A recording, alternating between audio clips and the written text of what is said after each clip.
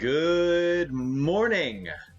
Hello out there to all of you joining us on the morning build. I hope you've got your coffee or your tea, because today we have a lot of information to go over. The summer Spookdate has been announced. There are basically 4 documents to go over, a couple of minifigures to look at that have been reworked. So we're going to go ahead and go through all of these patch notes. Grab your drink of the morning, and let's get to it. Now, most of what we received was in the form of blank text documents. So, our summer spook date is here! Our newest update is coming, and with it comes a scary summer. Because who wants a scary Halloween when you could have a scary summer? With a new minifigure, 2 reworks, and 2 new events, this update will put your skills to the test to get the whole spooky gang together. New features, a guild wall. Want to know what your guildmates are up to? Well, the brand new guild wall is the destination to keep connected with your guild. This is a one way we are aiming to build stronger connections amongst our players. What does this mean? We actually don't really know. What will you be able to put on the guild wall? Comments? Can you upload screenshots? We don't know yet. In general, though, good idea to increase the amount of communication that people have between their guilds. A lot of people who are in very active guilds have actually formed Discord servers for their guilds already. And I think that this is going to be a nice addition. Whether or not it'll be effective remains to be seen. Top of the leaderboard view. Always wondered who's on top of the arena? Yes, I have always wondered that. Well, now you can look at the top 100 profiles and look at the strongest players and teams in the game. Learn from the best on what teams, characters, and combinations are being used, and how much money you have to spend in order to compete with them. Because the top 10 of any particular arena, you'll see have lots of characters that you cannot get without spending a lot of money. But at least this way, you can see what the meta is, you can see what you might want to work toward, and get some ideas as to what it is that you're going to be facing the higher up in your arena shard that you get. Skeleton Yorick, a new minifigure is here, and it is one of our most unique yet. He's a calcium fortified support unit who is bringing a new dimension to our game. He is our first minifigure. He's our first minifigure who's both builder and explorer, and also comes with pirate and castle synergy. You will not want to miss him when we debut our new style of Unboxed event with extra credit. Let's do this one backwards. There's been some confusion on what a Unboxed event is, a master event, a brick pace event. They have added a note in here that they are going to make it easier to understand what these things are, and when we get there, we will actually go through some of the examples they've had in the game so far. This guy is going to have pirate and castle synergy. If there are 2 teams that really needed more characters, it's definitely the pirate and the castle teams. And in case you couldn't read the sarcasm on my voice, I'm just going to come out and make it clear that there was sarcasm on my voice. I think it's cool that they are releasing a character who has builder and explorer synergy. I think that's neat. It probably makes sense that Skeleton Yorick comes with pirate and castle synergy. I just don't think we needed more pirate and castle synergy. They're already the top 2 meta teams in the arena. Pirates are already the team that most people are farming because of the gold crunch. I think that the pirate tag here is more of a technicality than anything else, because I think that with the changes to Willa and Basil, the castle synergy is actually more of what they're going for. Basil the Batlord Brick Pace event, it is Alumni Day.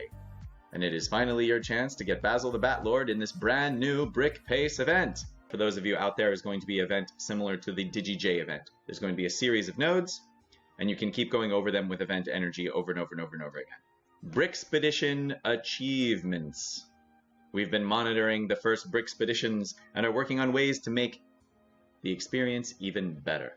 One way we're excited to release is by adding in 14 new achievements for you to conquer, all related to Brickspedition.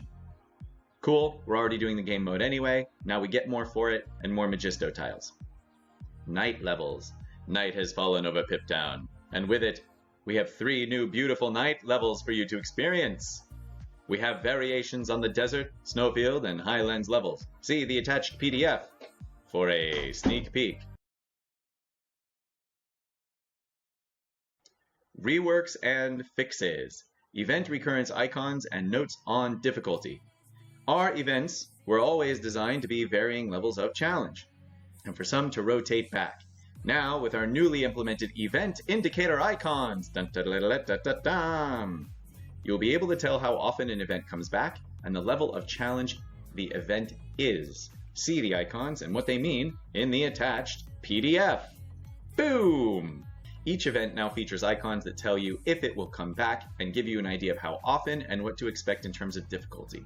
At the top row, you have never, rarely, occasionally, and often. Never is the star, for example, an unboxed event, similar to the event we had with Castaway Hank. You will have a series of levels. You can do each one once. It will give you enough tiles of the character to unlock the character at a rather low level. So for Castaway Hank, you could get enough tiles to unlock Hank at 2 stars.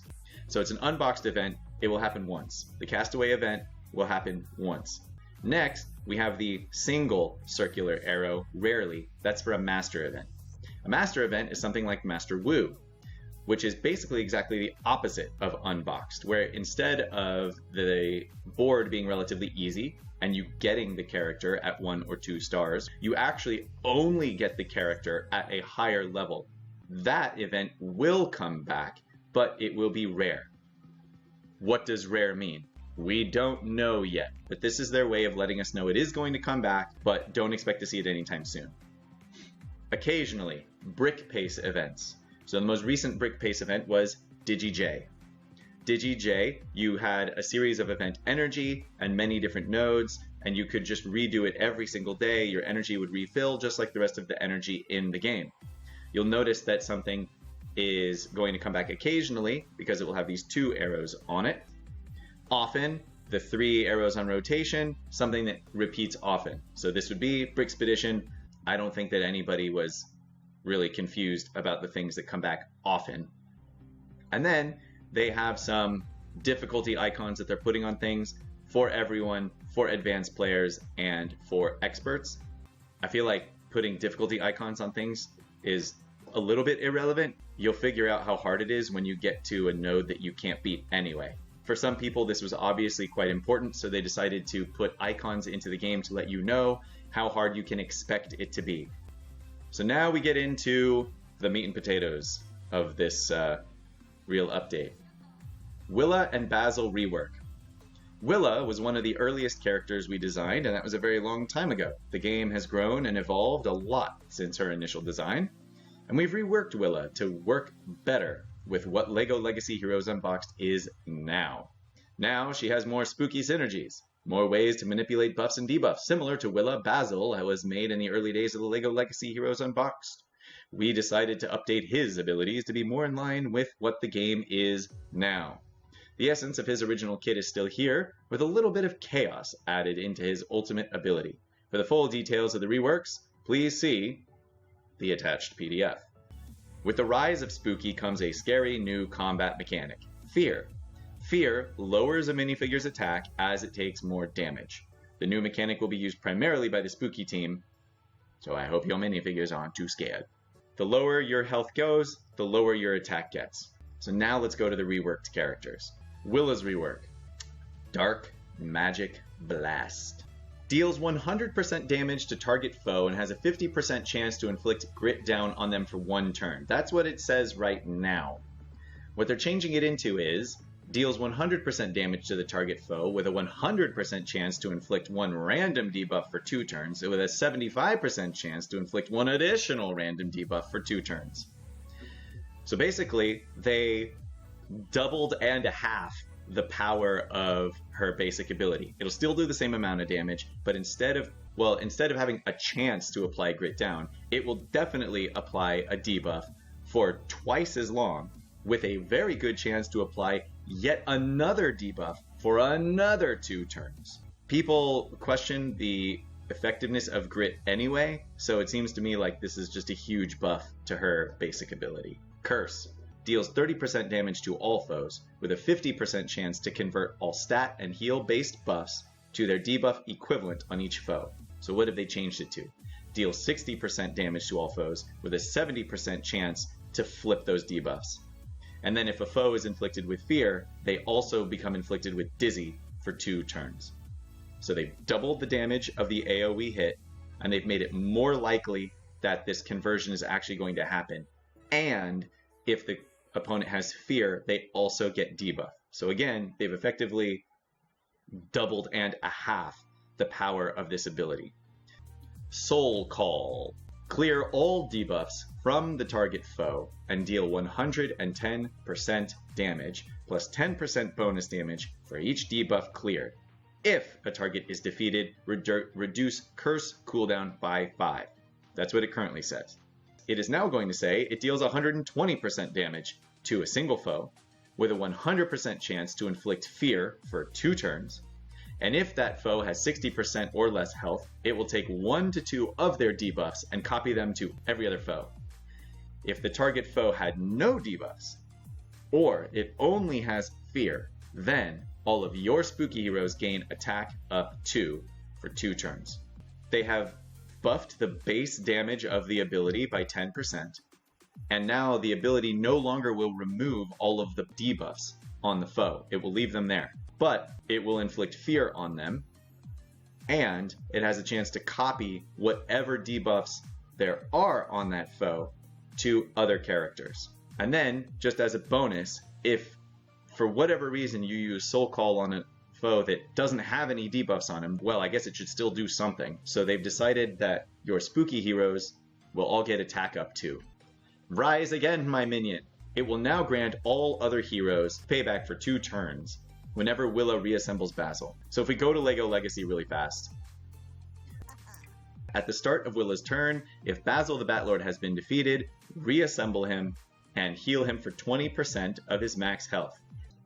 So what they're saying is that now, when she does that, she will also grant all of the other heroes on your team payback for 2 turns, which is huge because Basil heals whenever he does his basic attack, and he has taunt, which means you have to hit him and he will have to attack you back and he will have to heal himself. And her ultimate, Jacobeam. Clear all buffs on all foes and heals all heroes for 35% of their max health, plus 5% bonus heal for each buff cleared. Spooky heroes gain attack up for 2 turns is what it currently says. What they're changing it into: clear all the buffs from all the foes with a 100% chance to randomly copy those buffs to a random hero. Then, clear all the debuffs from all of your heroes with a chance to randomly copy each debuff to a random foe, which cannot be resisted. If a foe did not have any buffs to clear, they get feared for 2 turns, and all of your heroes gain prepared. Spooky heroes also gain critical damage up for 2 turns. So it basically swaps all the buffs and debuffs. We take all the good things from their team and put them on us, and all the bad things from our team and we put them on them. If you didn't have a buff that we were able to steal from you, you'll get fear instead. And then all of our heroes get prepared, which means their next attack is a guaranteed crit. And spooky heroes are also going to gain critical damage up for 2 turns, which, combined with prepared, we know that your next attack is going to be a guaranteed crit, and it's going to do more damage than it normally does. Now moving on to Basil the Batlord. His Bat Scepter deals 100% damage to the target foe and heals him for 20% of the damage dealt. That has been changed to deal 100% damage to the target foe, but heal for 40% of the damage dealt, and has a 70% chance to clear a buff from a foe and copy it to Basil, and clear a debuff from Basil and copy it to the foe. Okay, the actual hit from this ability is the same strength that it was before, but they've doubled the amount that he heals. We've given it the ability to clear a buff from a foe, and an ability to clear a debuff from Basil and put it on the foe instead. This is the most powerful basic ability in the game now, especially if you're fighting against somebody who has taunt and you don't have anybody on your team who can clear it. Well, Basil can clear it with his basic attack. And as long as his attack is high enough, he's going to be very, very hard to kill, especially considering that you're going to have to kill him first because he has taunt, and then Will is going to keep bringing him back to life. The needs of the many. consume 20% of Basil's max health, heal all other heroes for 30% of Basil's max health. All active castle heroes gain attack up for 2 turns has been changed. All castle tank heroes will gain heal over time for 2 turns. All spooky heroes gain max health up for 2 turns. Basil consumes 25% of his max health, minus 5% for each other spooky hero, and heals all other heroes for 30% of his max health. There is a little bit of a change here if you have a team with a lot of spooky heroes, but for the time being, the basic idea is that he's sacrificing some health to heal the team. Okay. The heal is the same strength as it was before. But instead of giving all of your castle heroes attack up 1, he gives all castle tank heroes 2 stacks of heal over time and max health up for 2 turns. Now remember that Basil is both a castle hero and a spooky hero. So he will gain heal over time, which is based on your max health, and then max health up. So these little tiny HOTS are not only applied, but instantly magnified, unless the team has some way to remove your debuffs. Maximum Bat Overlord deals 60% damage to all foes with a 40% chance to heal Basil for 20% of the total damage dealt, and gain taunt for 2 turns. This has been changed too. Deal 60% damage to all foes. Then, for each foe, it has a 50% chance to heal Basil for 20% of the damage dealt to them. If the foe is inflicted with fear, the chance is 100% instead, and then gain taunt for 2 turns. So going backwards, the taunt is exactly the same. The damage dealt to all foes is 60%. That's the same. So what has changed is that each foe has a 50% chance to heal him for 20% of the damage dealt to them, which means that when it does heal, it is going to heal for less than the original ability. However, the new version of the ability is going to heal more often. Every foe, 50% chance, am I going to heal for 20% of this damage? Next foe, 50% chance, am I going to heal for 20% of this damage? Now, of course, if you don't want to worry about the RNG and just want to use Willa to put fear on everybody, then when Basil does this, he is just about a 100% chance to heal for 20% of the total damage being done. Steelheart. Whenever Basil is defeated, heal all heroes for 30% of their max health and grant them defense up 1 for 2 turns has been changed. Whenever Basil is inflicted with a debuff, he gains 5% defense up to a maximum of 30. And then, whenever he's defeated, all heroes heal for 30% of their max health.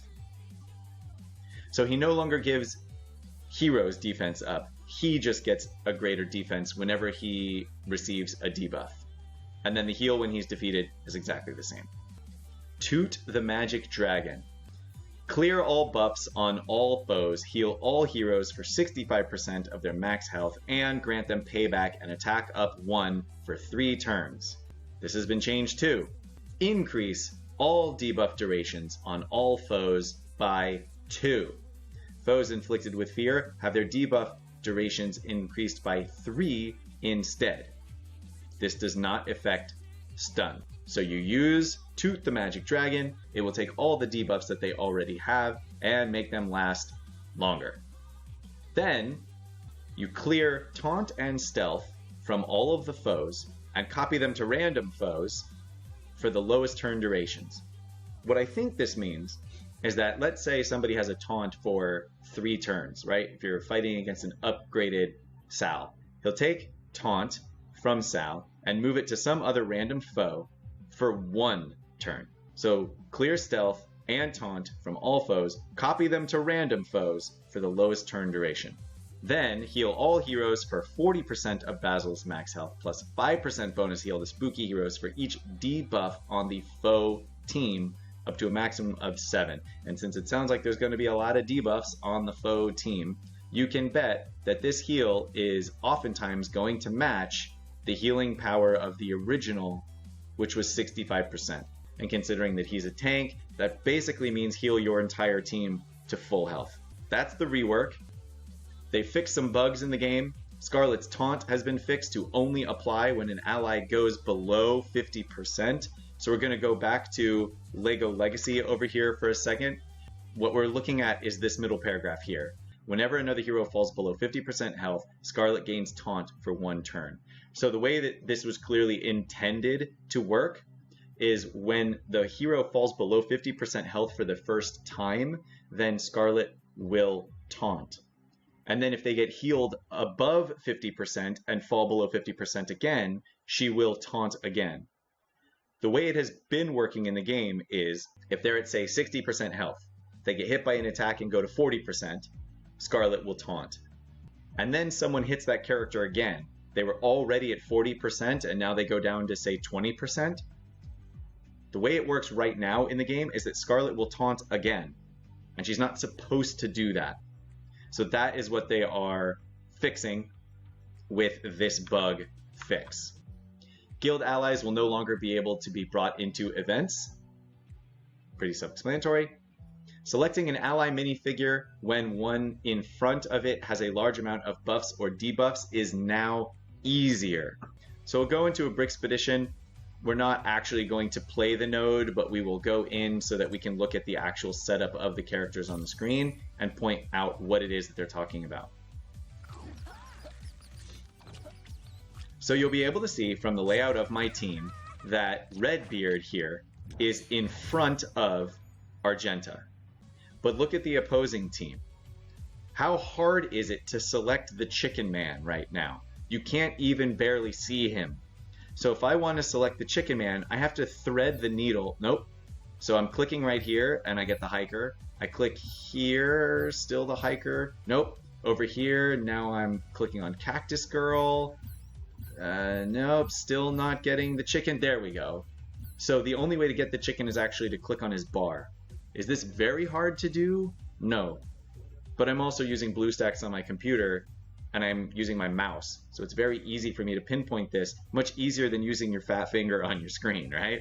The same is true when you have too many buffs on your team. So in this case, if Redbeard had a whole bunch of buffs on top of his head right here, it gets in the way of Argenta. This is especially a big deal if I want to try to heal her using Cook Bart. Then I have to be very, very careful because if she's low, then I'm taking a risk every single time I try to heal her that I'm going to accidentally hit Redbeard instead because she's too hard to select.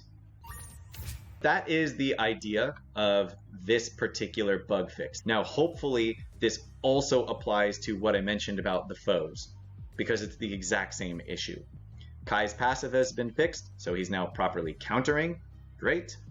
The Fire Station set ability will use the proper levels of the set. Great. Action buttons disappearing in campaign battles and Master Wu causing the game to freeze has been fixed. Fantastic. There you have it.